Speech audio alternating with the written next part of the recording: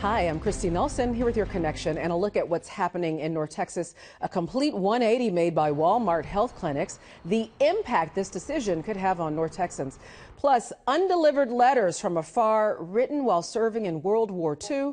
How a North Texas mail carrier was able to track down the sender's loved ones up ahead. But first, let's get a check on the weather with meteorologist Samantha Davies.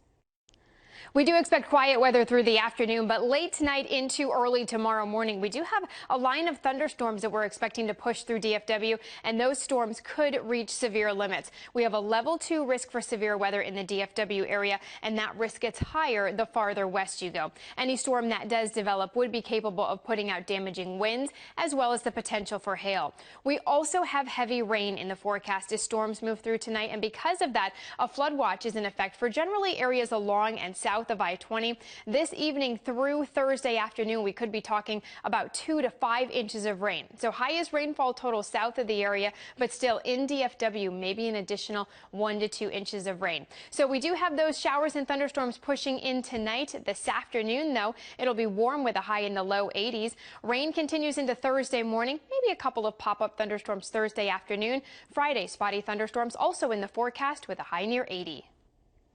Walmart has announced that it will shut down all healthcare clinics across several states, including Texas, and this comes just as Walmart had planned to open additional clinics here in North Texas and had already announced openings in other North Texas cities. We looked at the impact this could have on North Texans who were looking forward to healthcare in an accessible place, providing services like primary care, walk-ins, and behavioral health.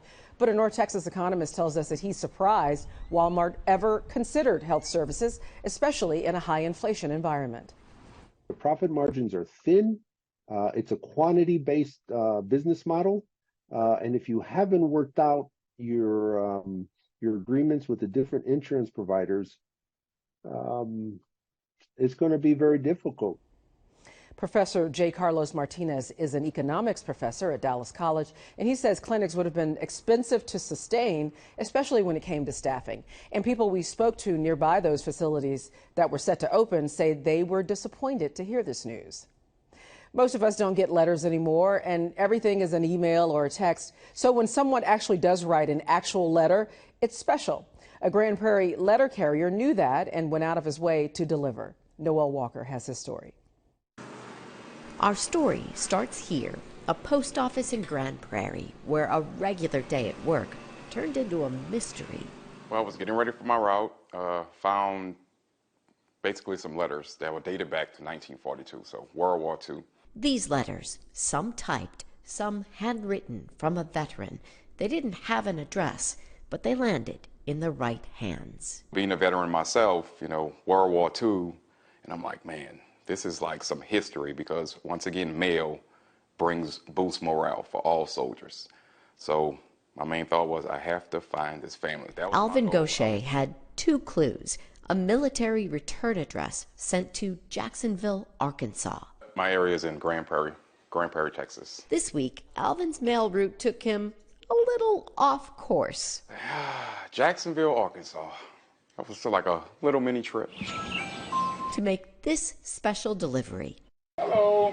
Alvin contacted the NBC station in Little Rock to help him find the soldier's family and deliver the precious mail. For me, it's a connection with my family. Joanne Smith was just 2 years old when her older brother Marion went off to war and wrote those letters home. And asked Joanne if she remembers me. Her daughter Debbie is the family historian. The letters apparently fell out of a package addressed to her in Grand Prairie. They had the name of the recipient and the address of Jacksonville, Arkansas, which, if you have to think about it, in 1941, we were just a small community. And we got our mail like that, no problem. Well, apparently in 2024, you could get your mail like that. No, apparently so. They're like my family now. And if it kind of like something like this happens next week, I will do the same thing again. Yeah. He made Mom cry.